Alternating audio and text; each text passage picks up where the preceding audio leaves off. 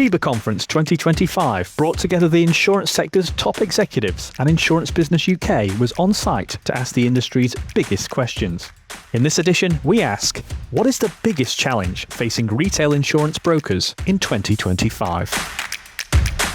We are facing some really challenging market conditions in the retail insurance space right now. And I think it's really important for us to understand exactly where we are in the market cycle, and also to understand what happened when we went through similar market conditions in the past. And I think, mid-90s, that was a great example of it. There was this big boom, right? Big boom of telemarketing, advertisement, brand development. But a lot of the growth was completely flat, or was actually negative.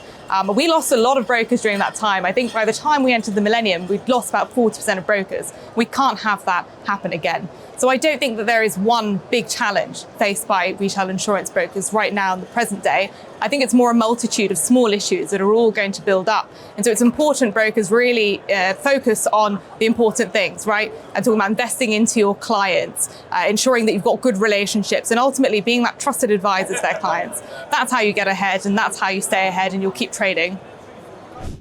I think it's been a challenging few years for insurance brokers generally. We've had fluctuating market cycles faster than we've seen in previous years. In particular in 2025, we're seeing two really main challenges for retail insurance brokers in the UK, and that's evolving customer expectations and product innovation, making sure that they keep pace with that.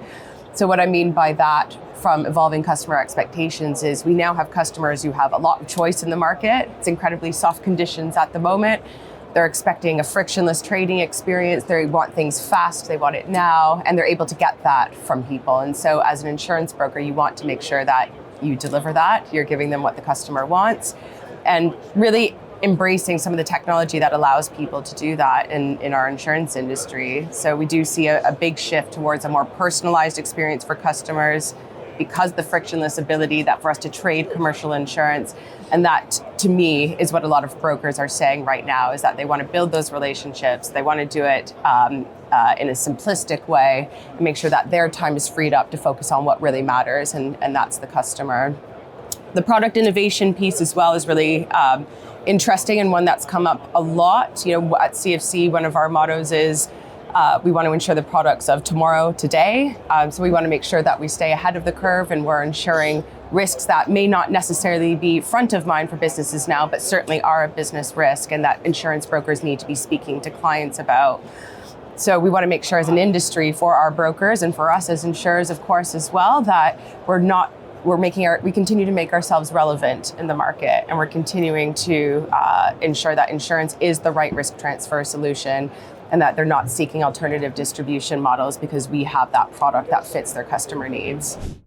So firstly, there's more than one. I can't pinpoint it down to one challenge. If I look at the change that the personal lines market is seeing at the moment, it's pretty unprecedented. Whether it's the mergers and acquisitions that we've seen of late, whether it's the regulation change, emerging technology, regulation, which is obviously becoming more and more important for brokers. Actually, when you add all that together, brokers are going to have to find a real way to be efficient with their time, their resources, their money. That means that effectively they can have a lean, competitive model that's sustainable as well as maintaining all of those things at the forefront of the industry. It's a really challenging market. I think balancing all of those issues and remaining competitive and sustainable is going to be the biggest challenge they face. So I think the biggest challenge for retail brokers in 2025 is going to be the balance between the regulatory landscape, an ever-changing market, and I suppose the ever-changing customers' buying habits. We're seeing lots of change, and I think to get that balance right between the customer, and the customer is the most important, to get a product that's available to them that suits their needs at the right cost. There's lots of new people in the market with lots of new products, and certainly the likes of Penn will try, if we can, and communicate as often as possible in many different ways. And I think the brokers have a very difficult challenge to understand all of the offerings and make sure they match their clients' needs. The brokers we work with tell us that the biggest pressures they're facing in 2025 are around regulation, pricing models and resource gaps.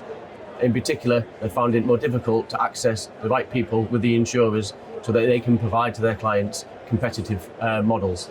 The last thing is, and the most important for the brokers we work with, is that they're finding that the client just doesn't want to know about the product they're buying, but they need to make sure the broker supports them through the whole claim journey. And that's really important for the broker, to make sure they work with trusted partners to provide that. So probably aside from regulation, which is a burden to everyone, I would say the biggest challenge facing brokers at the moment is going to be around people.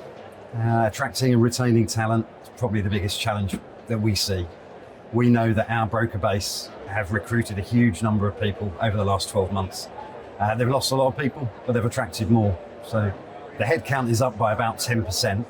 And you can just imagine the volume of work that's involved where you've got 500 new hires. It's hugely time consuming. So attracting, retaining and evolving the staff that you've got is really, really important. I think that's a key challenge for all brokers. I think the biggest challenge facing retail brokers falls into various different categories. I think first is around organic growth. I think for many retail brokers, finding that ability to sort of grow in the very competitive market is a challenge for them. So I think one of the areas for that is they want to be able to specialise and bring new products to the market. I think the second thing is around service. I'm sure you've heard from many people, the level of service that brokers get in the market today is quite difficult. And obviously, as being in a sort of MGA and supporting MGAs, they're really nimble and fast to market. So I see there's a real opportunity in that space. I think the third area is around talent, the growth for talent and the race for talent in the business. Lots of experience is left there. So I think bringing in new talent and growing your own is a real key element for retail brokers in that space. And then finally, as I say, it's around finding their own specialist niche of why are they going to stand out in the larger market. So back to when you look at MGAs and that real specialism that it can bring to the party will really make it important for retail brokers to win. I think it's still capacity issues. Obviously the problems of the past around post-COVID and the changes in market with the various exits in market. And probably some of the pain points of the past is the lack of use of data by some brokers that's affecting the viewpoint for the wholesale capacity willing to give it back into the telematics market.